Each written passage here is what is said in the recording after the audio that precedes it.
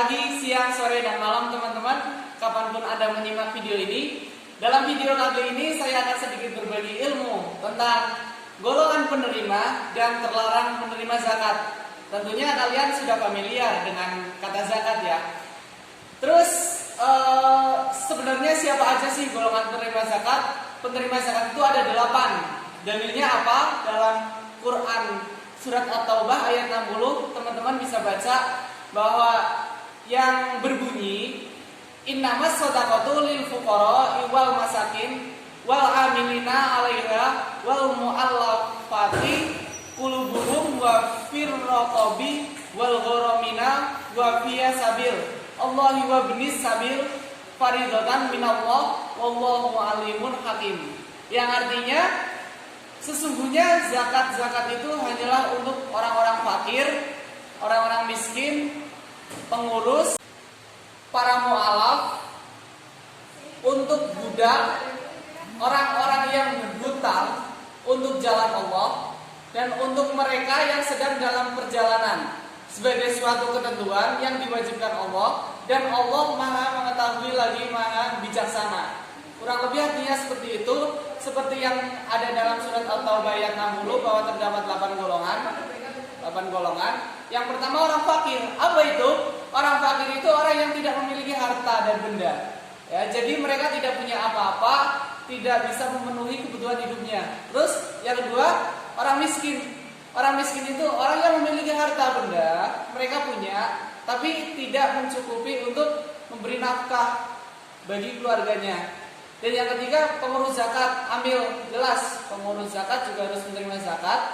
Terus para mu'alaf, orang yang baru masuk Islam, dia juga berhak menerima zakat. Karena apa? Sebenarnya itu demi kebaikan, biar mereka itu lebih bersemangat lagi untuk Islam, dalam artian masuk Islamnya itu.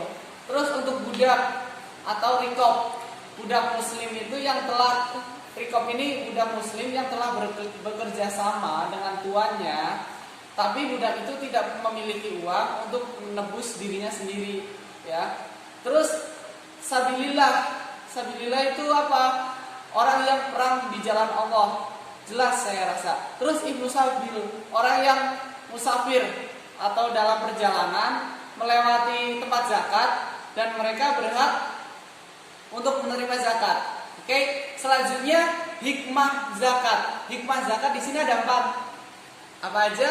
Yang pertama, menjaga dan membentengi harta kita dari penglihatan orang. Maksudnya dari penglihatan yang tidak baik. Ketika ada kita dipandang orang yang punya, orang yang memiliki, terus kok tidak mengeluarkan zakat, tentunya itu jelek bagi mereka. Itu hikmah yang pertama. Yang kedua, menolong orang-orang fakir dan orang yang membutuhkan, jelas. Seperti 8 asnaf tadi, mereka semua orang yang membutuhkan, jadi kita bisa menolongnya. Yang ketiga, mensucikan diri dari penyakit kikir dan bakil. Itu jelas juga. Maksudnya gini, jadi ketika kita mengeluarkan zakat, secara tidak langsung kita itu sudah berbagi kepada mereka, dan insya Allah atas izin Allah dapat menghilangkan penyakit kikir dan bakil. Dan yang terakhir, mengharuskan untuk bersyukur terhadap harta yang kita miliki. Sebagai bentuk rasa syukur dari harta yang kita miliki, kita wajib untuk mengeluarkan zakat kepada orang lain. Saya rasa itu. Sekian. Baik, selanjutnya itu tentang perkembangan makna sabilillah, yang termasuk di dalam 8 golongan asnaf penerima zakat. Salah satunya yaitu fisabilillah. Sabilillah ini terlihat global dan belum jelas kepada siapa dan apa yang ia tunjukkan. Hal ini mungkin karena kata fisabilillah seakan tidak bisa berdiri sendiri, yang mana kata ini secara literal bermakna di jalan Allah, seperti membutuhkan pendamping. Perkembangan makna sabilillah ini terdapat 2, yaitu fisabilillah menurut mazhab dan fisabilillah di mata ulama kontemporer. Yang pertama yaitu fisabilillah menurut mazhab. Ada 4 mazhab, yaitu yang pertama mazhab Hanafi. Dalam mazhab Hanafi ini menilai bahwa fisabilillah lebih dekat maknanya kepada pejuang perang yang lemah atau fakir. Kemudian yang kedua yaitu mazhab Maliki, dimaknai sebagai pejuang yang terikat dan menerima pemenuhan kebutuhan dalam peperangan. Pemberian zakat ini tidak memandang kaya atau miskin. Yang ketiga yaitu mazhab Syafi'i. Pada mazhab ini lebih condong kepada pejuang perang, tidak memandang kaya atau fakir, karena dalam pandangan ini zakat tidak boleh dipindahkan ke tempat lain dari zakat itu berasal. Boleh dipindah apabila di tempat asalnya itu sudah tidak ada orang yang berhak untuk menerima zakat. Kemudian yang keempat yaitu mazhab Hambali. Tidak jauh berbeda dengan mazhab Syafi'i, hanya pada mazhab Hambali ini cakupannya lebih luas.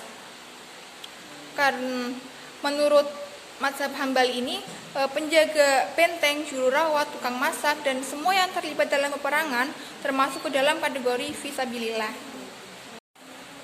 Selanjutnya yaitu fisabilillah di mata ulama kontemporer. Yang pertama yaitu ulama Rasyid Ridho. Menurut beliau, para guru yang mengajarkan ilmu agama atau ilmu lainnya yang berguna bagi kemaslahatan umat merupakan kategori fisabilillah yang berhak menerima zakat. Guru yang mendapat zakat ini disyaratkan bukan orang kaya. Jadi apabila guru yang mengajarkan ilmu tetapi beliau itu orang kaya, maka beliau tidak berhak untuk menerima zakat. Kemudian yang kedua yaitu berdasarkan ulama Mahfud Shaltut. Beliau menilai fisabilillah yang terangkai dalam satu ayat dengan mustahikun yang lain. Keseluruhannya menggambarkan kemaslahatan umum dan terkait dengan milik individu. Kemaslahatan umum yang dimaksud adalah misalnya pembentukan pasukan perang yang kuat untuk persiapan pertahanan negara dan membela kehormatan bangsa. Itu meliputi bidang personil, akomodasi, dan peralatan. Kemudian yang ketiga yaitu berdasarkan ulama Shadiq Hasan. Shadiq Hasan ini mengemukakan bahwa maksud fisabilillah dalam ayat yang menyatu dengan mustahik zakat yang lain adalah jalan menuju kepada Allah. Ia menandaskan kebolehan mempergunakan bagian fisabilillah untuk setiap jalan dengan tujuan mencapai keridhaan Allah. Kemudian yang keempat yaitu ulama Yusuf Qaradawi menyimpulkan bahwa fisabilillah bisa mencakup dua hal utama, yaitu yang pertama membebaskan negara Islam dari hukum orang kafir, dan yang kedua yaitu usaha mengembalikan hukum Islam. Kemudian yang terakhir yaitu berdasarkan ulama di Indonesia. Menurut Masdar Farid Masudi, dana zakat untuk bagian fisabilillah seyogyanya bisa diberikan untuk kepentingan sebagai berikut. Yang pertama yaitu menyelenggarakan sistem kenegaraan atau pemerintahan yang mengabdi kepada kepentingan rakyat. Yang kedua, melindungi keamanan warga negara dari kekuatan-kekuatan destruktif yang melawan hak-hak kemanusiaan dan kewarganegaraan mereka yang sah. Yang ketiga yaitu menegakkan keadilan hukum bagi segenap warga negara. Yang keempat, membangun dan memelihara segala sarana dan prasarana umum, yakni semua sarana dan prasarana demi kepentingan hajat hidup orang banyak. Yang kelima yaitu untuk membangun sumber daya manusia, meningkatkan kualitas manusia dalam rangka menunaikan tugas sosialnya untuk membangun peradaban di muka bumi. Dan yang keenam yaitu usaha-usaha lain yang diperuntukkan untuk mewujudkan cita-cita keadilan sosial dan kesejahteraan umat. Baik, di sini saya akan menjelaskan terkait golongan terlarang menerima zakat. Meskipun termasuk dalam kriteria penerimaan zakat, bukan berarti seseorang lantas berhak dengan mudah menerima zakat, karena ada beberapa hal lain yang menjadikan seseorang yang termasuk daftar penerima zakat, ada beberapa hal yang menggugurkannya. Kemudian untuk yang termasuk terlarang menerima zakat, yang pertama yaitu ada orang kafir. Orang kafir itu orang yang bukan beragama Islam, di mana orang yang tidak beragama Islam ini tidak berhak menerima zakat, karena dalam penerimaan zakat itu diwajibkan dia adalah seorang muslim. Kemudian yang kedua adalah keluarga Nabi. Keluarga Nabi yang termasuk di dalamnya yaitu keluarga Bani Hashim, keluarga Ali bin Abi Thalib, keluarga Aqil, keluarga Ja'far, keluarga Abbas, serta keluarga Haris. Hal tersebut sesuai dengan hadis yang diriwayatkan oleh Muslim, yang artinya sesungguhnya sedekah itu tidak pantas untuk keluarga Muhammad karena itu adalah kotoran harta manusia. Hadis riwayat Muslim. Untuk yang selanjutnya yaitu bapak dan anak-anak sendiri. Dalam hal ini para ulama bersepakat bahwa zakat tidak boleh diberikan oleh seorang anak kepada bapaknya sendiri atau kepada kakeknya, ibunya ataupun neneknya. Begitupun sebaliknya. Hal ini dikarenakan kewajiban seorang ayah itu adalah menafkahi anak-anaknya. Maka dari itu bapak dan anak-anaknya ini termasuk ke dalam terlarang menerima zakat. Untuk yang selanjutnya yaitu istri. Dalam hal ini, kenapa istri dilarang termasuk dalam terlarang menerima zakat? Karena kewajiban seorang suami kepada istri yaitu memberikan nafkah, bukan memberi zakat. Hal ini sesuai dengan surat An-Nisa ayat 4. A'udzubillahi minasyaitonirrajim. Bismillahirrahmanirrahim. Wa atun nisaa saduqatihinna nihlah fa in tibna lakum an sayyi'in minhum nafsan faquluhu hani amari'a.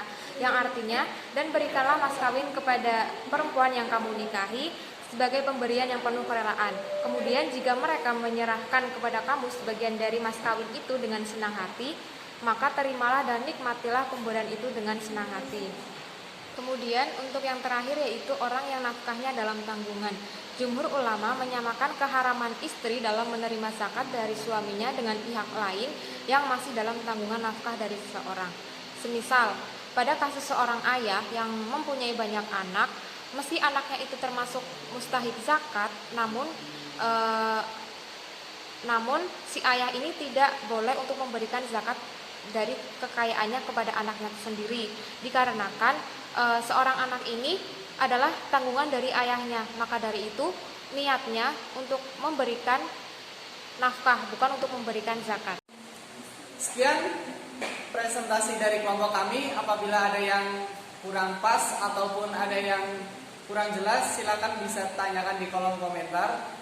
Ataupun ada kritik saran, kami juga menerima. Jangan lupa subscribe channel ini. Terima kasih. Wassalamualaikum warahmatullahi wabarakatuh.